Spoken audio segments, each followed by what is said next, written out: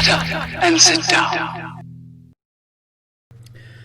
Hi guys, Andy from Bigmeks Workshop Painting Studio, and it's a 40k figure today. Today I'm painting Celestine, which is a figure I've been wanting to paint but I haven't got around to doing for a long time now. So I figured it's about time I actually did one. Or her, should I say. As always, starting off on a black base, and most of you guys have already seen this model, so I'm not going to give you a quick heads up view. I'm just going to get straight on into it, and as you can see I'm starting off with red. This happens to be KHORNE red by GW.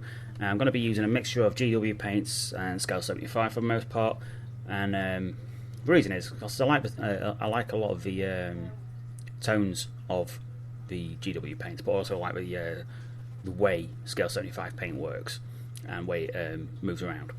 So this is a KHORNE red, and I'm going for a kind of a pastel-y red is the overall effect I'm working towards. So after a full base of KHORNE red, I'm starting to add a bit of MEPHISTON red into the mixture. This is as you can see, I'm using glazing, and it's going to be quite glazing heavy on this model. And this is just because you get some really nice transitions with glazing rather than edge highlighting. So it gives you a much nicer transition than standard highlighting. So now I've added a touch of RAKARTH flesh onto the into the mixture now, and what this is going to do, it's going to make the paint a little bit pinky. But it's also going to take away some of the depth of colour, because I'm going for, like I say, I'm going for a sort of a pastel colour, so I'm going to change the tone slightly, change the hue. So the inclusion of RAKARTH flesh really does allow the highlights to really work nicely. As you can see, I'm doing another layer. These are really thin layers, as always with glazing. You want super thin paint, and I'm just slowly adding more and more RAKARTH flesh to the mixture. At this stage I start to realise I'm getting a little bit pink, so I need to start adding more red to it, of various different types, just to get it back to being a red, rather than being too pinky. So a bit more RAKARTH flesh. As you can see, it's very pink now at this stage, and this is definitely not the colour I was going for, but it does give you an idea of where I was highlighting things, so it does give you a really good image on that, where the highlights were going. And as you can see, I'm just still working on these colours, adding more and more RAKARTH flesh, getting the highlights in the right position before I start taking it back to being a red. So onto the backpack, the wings, I'm using CARRBURG Crimson, and this is going to add a load of depth to the model. It's going to take away some of the pinkiness as well. It's going to add a lot more red to the miniature.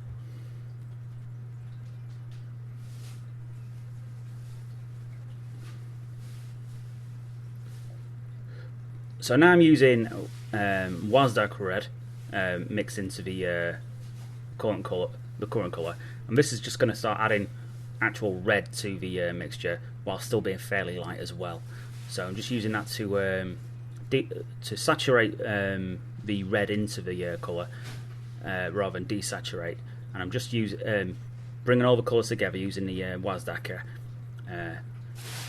And once I've got the WAZDAKKA in and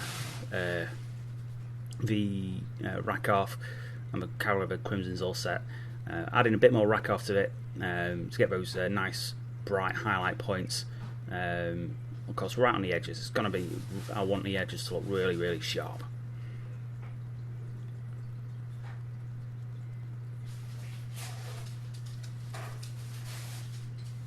So again, more CARRBURG Crimson. It's going all over the model. It's really thin, so I'm using 2 or 3 layers. And again, this is going to just add more colour to it, because it's going to be a filter as much as an actual wash. It's going not just onto the recesses. I'm spreading it slightly onto the panels as well. It's just going to bring that colour back. So really, it's just a case of bringing the colour up and down, using various different shades and tones, just to get till you get the colour what you want. So I'm now using the WAZDAKKA red mixed with the KHORNE red, and I'm just starting to pull some shading in, which is start to take away some of those highlights. It's going to also add more red to the tone, and it's going to start bringing in more shade and also evening them transitions out a little bit. So this is started on the wings. As you can see, the wings had already been stripped once before. So I started on the wings with MISFITS green by scale 75. I'm not going to lie, I did actually end up cheating because I was really unhappy with the way the wings went for the second time round. So eventually I finished up going back to the airbrush. But this is I'm still going to show you the colours and the techniques I used. I just couldn't get it exactly how I wanted it. So after the MISFITS green has gone down, I'm using a WAAAGH green by GW. That's going to get glazed over the top, and as you see, it's just starting to highlight towards the ends, bringing that a dark to light transition towards the right towards the tips of the wings, so you get a really nice change of colour.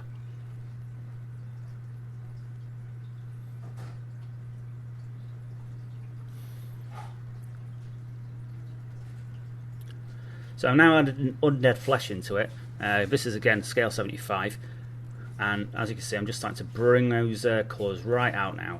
And this is where I start to realise it's not going exactly the way I wanted. Although the technique is right, I was still using the glazing. I was probably using the technique incorrectly. I should have been using much smaller strokes rather than larger ones. And now I'm adding some green grey by Vallejo, from a model colour range, and that's going to start to bring the wings other points to a real nice vibrant, almost white colour eventually when you get the colour the way you want it. Now, at this point, that's when I decided, no, I'm not happy with how this is going. So I just quickly did it with the airbrush off camera, although I left this here for you guys just to see what colours I was using and where I was using them. So back onto Celestine itself, and I'm using all over the trim. And this is GW's Retributor armour. Taking to using this a hell of a lot at the minute. I really do like the shade. It goes over so nicely. It's a really strong colour, really vibrant gold, but it the coverage it gives is just absolutely superb. So I've really started to like this one over a lot of the other colours I've been using over recently.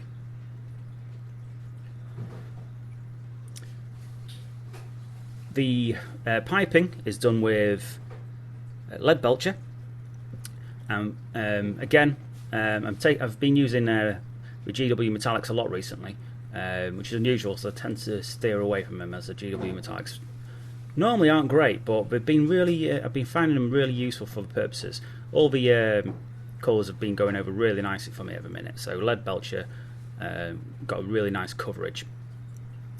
The Purity tape things, I'm not sure what you want to call them, but they look like a bit like Purity ribbons, I suppose. This is several layers of BLACKERT brown by scale 75. It takes took about 3 or 4 layers to get it, as it was quite thin. The coverage isn't great with that particular colour over black, but you do get a real nice colour at the end. The silver work was washed in non-oil. As you can imagine, non-oil just is perfect for this sort of thing. I was being very careful though not to get it into any of the areas where I'd already finished, as I didn't want to cause myself any problems later on. So again, as you can see, it's really thinned down. Use 2 or 3 layers just to get it right. And Agrax Earthshade all over the gold work. Again, being very careful with it, and really thinned it down again, as I wanted to make sure I got the coverage that I wanted, making sure that those that the depth of colour was added to the gold, as although it's a very vibrant colour, it does lack a little bit in depth without any kind of washes.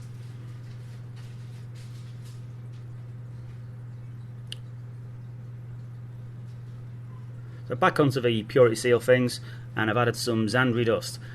This is one of them situations where I wish I hadn't put the model together as much as I had. There are several situations like this. The Purity Seal tape things are very flexible, so it made the model bounce a lot to get whilst I was building it, whilst I was painting it. Sorry, and this made things quite infuriating at times, especially whilst painting these tapes. I had to have it balanced against my hand, otherwise it was the model was just flicking about all over. As you can see, I'm using a feathering technique all along the same edge of, all along the leading edges of the tapes with the ZANDRI dust, and I'm just getting a really nice, interesting colour. I wanted to use different colours to get the Purity Seals. For the Purity Seals, I want them to look a little bit different to what you'd normally expect. So now I've added some USHABTI Bone by GW into the mixture. As you can see, I'm still following the same pattern as before.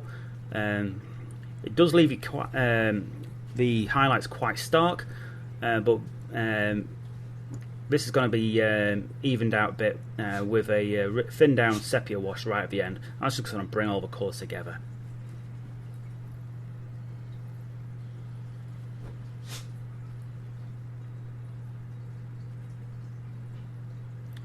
So now we're adding a bit of a sepia wash across the entirety of the Purity Seal tape things, and this is really thinned down, so it's going to take a couple of layers.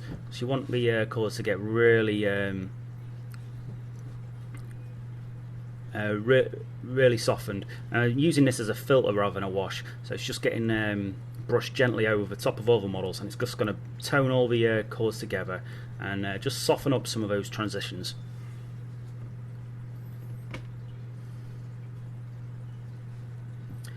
Onto the cloak, I decided we're going for purple on the cloak. I wanted to keep the colours different across the model, but also complementary.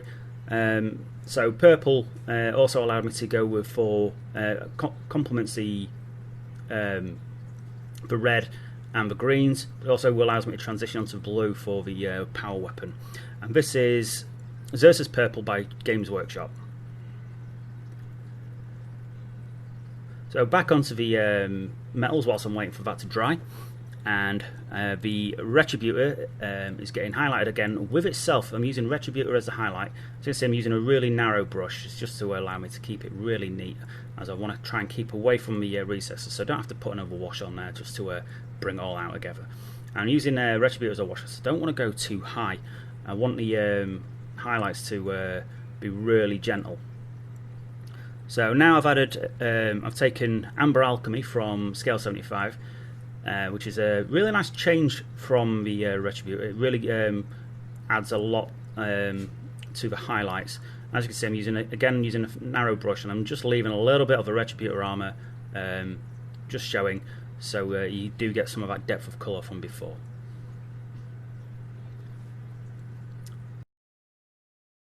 And now I've added some Thrash Metal from Scale 75, which is a little bit darker than Runefang. This is just going into the gold, and just to brighten it up a little bit more, and we're just flicking it across the edges, just to add that real nice final touch of highlight onto the leading edges of all the model. Back in with a thin down Agrax just to add some more definition, bring that cover any mistakes we've made, just to tie all that gold together, and just to soften up those transitions again.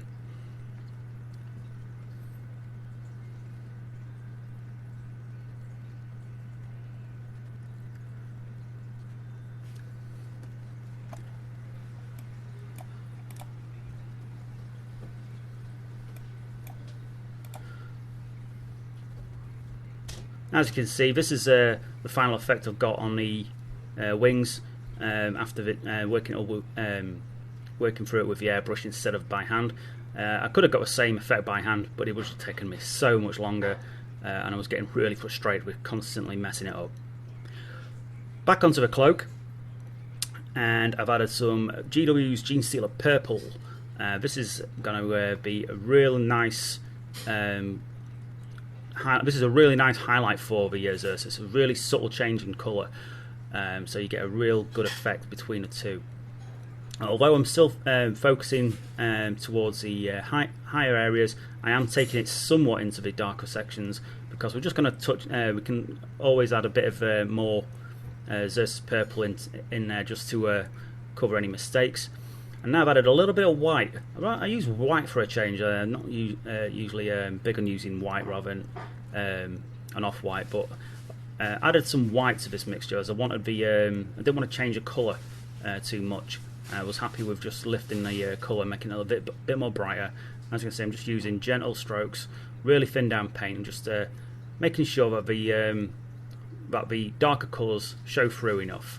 As you can see, I'm just throwing some edges across the most elevated points, a little bit of feather in there as well, just to bring those highlights up really nicely.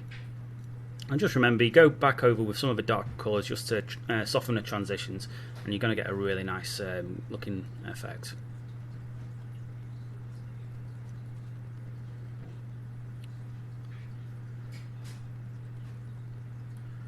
So I'm just going back over with some of the slightly darker colours, a little bit less white in these, and just to soften up some of the highlights, but also build up some of the darker highlights a little bit more, using the highlight colours. So I'm really trying to attenuate the movement of the cloak at this stage. Just be mindful of any mistakes you make, and just remember to take it down with the darker colours if you need to. Okay, and I start with the flesh at this point. The face is started off with BLACKERT brown. This is another part where I wish I'd left the model separate and built it in sub-assembly, but hindsight is always a 20/20. It takes a few layers of BLACKERT brown. I wanted to use a sort of a subtly brown colour as a base tone rather than something like Bigmeks, which is much more red, so you get a much darker face. I wanted quite a light tone, so I've added some harvester flesh, and I'm just starting to build up the highlights now. Apologies if the focus on this particular part is a little bit out of whack, as getting a really good quality focus on this face was quite difficult as it's such a small piece.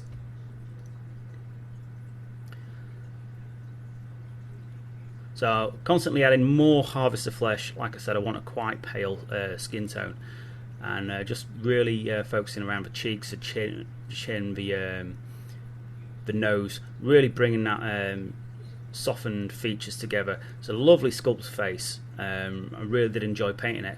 It's just quite difficult to get on camera. So now I've got a very thin layer of GENESTEALER purple. So I decided, as I always do, I always paint a little bit of makeup type effects on the female figures. It's just a habit. I really enjoyed doing that sort of thing. So I've focused on the cheekbones, around the eyes, and across the mouth as well for a little bit of just a colour shift on the around them. So as you can see, I've got the basics in there, and I'm using the highlight colour again just to really soften that colour. So I didn't want it over the top. I didn't want it looking like she was wearing drag. I wanted this as a very subtle colour shift to have a sort of gentle bit of makeup, or just a bit more detail around her facial features. So once I've got the face the way I wanted it, so as you can see, just a little bit of colour around there. I've started on the hair, and the hair is started off with Somber Grey, which is the Leo game colour paint. I don't actually have a lower third for this. It's kind of a bluey grey. So you could use Dawnstone, but I wanted it to be more of a dyed hair colour rather than just a natural sort of grey. So once I've got the Somber Grey, I've added RAKARTH flesh again, taking some notes from Dodge now. This is going to again soften the colour. It's going to gently highlight it. Also going to make it look more of a dyed grey hair rather than a natural grey. As you can see, it's just adding some more colour in there. It's going to really lift that that hair.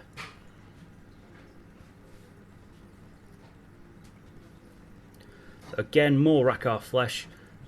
Starting to pick out the strands now. Still only using a small layer brush, which is my general work brush.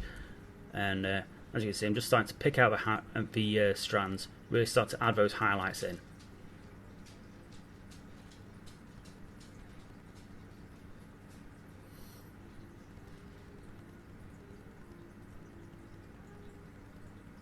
So at this stage, I added Drakenhof Nightshade. It's going to give it that sort of unnatural look. What I wanted it to be a deliberate hair colour rather than a sort of a natural transition.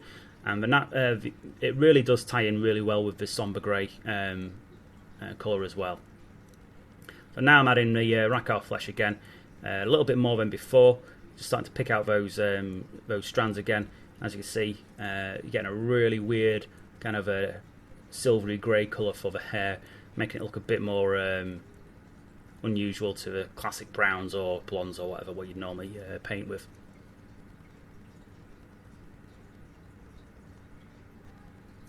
So painting a power sword. I actually had to watch Dodger's tutorial on power swords because I'd completely forgotten how to do it.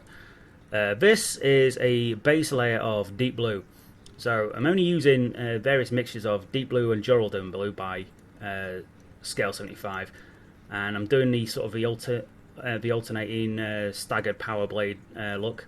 So I picked 3 sections of the blade, all roughly the same length. As you can see, I'm just brightening each layer up, and I'm going to do the opposite on the other side.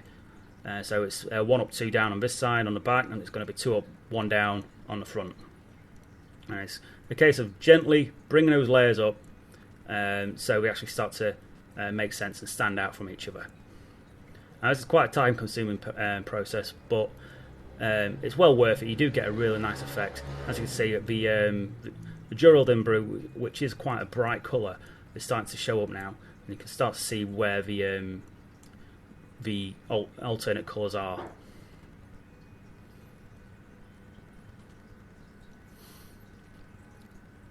So I'm adding even more JORYLDIN blue. Again, just gentle layers. This is really thin down, so any mistakes I make is obviously easy to rectify. And it's just a case of just like I said, just build up that colour really slowly. Make sure you just soften the edges with the darker colours as well. You want the transitions to look natural, but vibrant.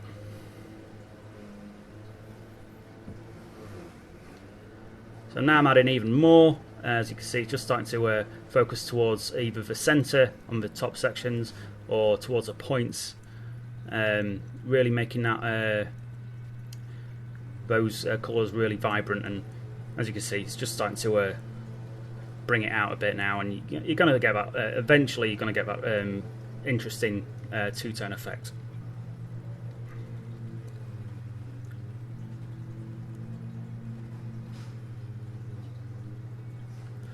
Just throwing a few edge highlights on the wings now, and this is using the green grey, what I use to get the